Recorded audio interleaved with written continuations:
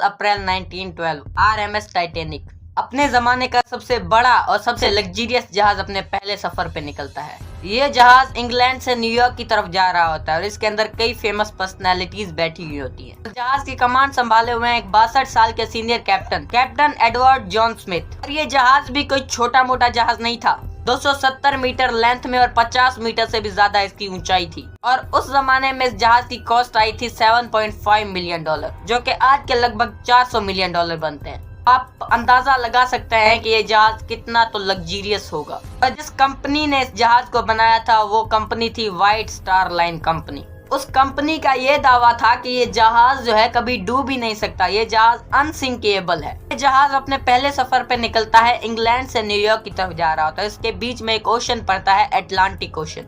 सर्दियों का मौसम था तो अटलांटिक ओशन में बहुत बड़े बड़े बर्फ के पहाड़ थे, आइसबर्ग्स थे।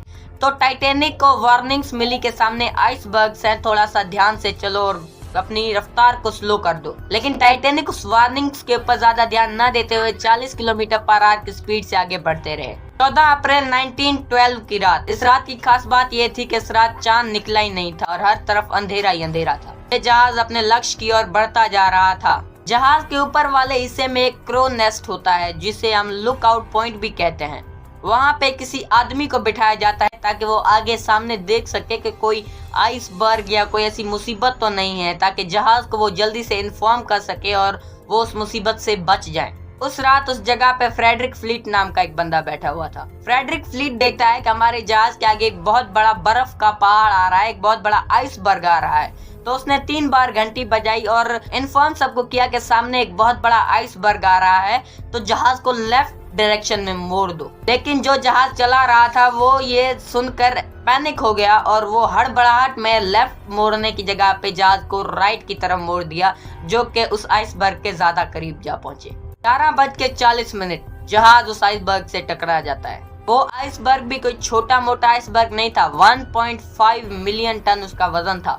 तो आप अंदाजा लगा सकते हैं कि वो आइसबर्ग कितना तो बड़ा होगा। जब जहाज उस आइसबर्ग से टकराता है तब लाइफ बोट्स का इस्तेमाल किया जाता है। जो भी शिप्स होती है उसके अंदर लाइफ बोट्स डाली जाती है ताकि किसी इमरजेंसी सिचुएशन में हम जो भी उसके अंदर पैसेंजर्स होते हैं उनको हम रेस्क्यू कर पाए। तो उन्होंने भी लाइफ बोट्स का इस्तेमाल किया। सबसे पहली प्रायोरिटी दी औरतों और बच्चों को, और औरतों और बच्चों को सबसे पहले वहां से रेस्क्यू किया गया। जो भी जहाज के अंदर जो भी पैसेंजर बैठे हुए थे वो बिल्कुल एक किस्म से एंजॉय कर रहे थे। उन्हें बिल्कुल भी मतलब कि ये मजाक लग रही थी। उन्हें लगा कि जिस कंपनी ने इस जहाज को बनाया है तो उन्होंने तो कहा ये जहाज अनसिंकेबल है, ये तो डूब ही नहीं सकता।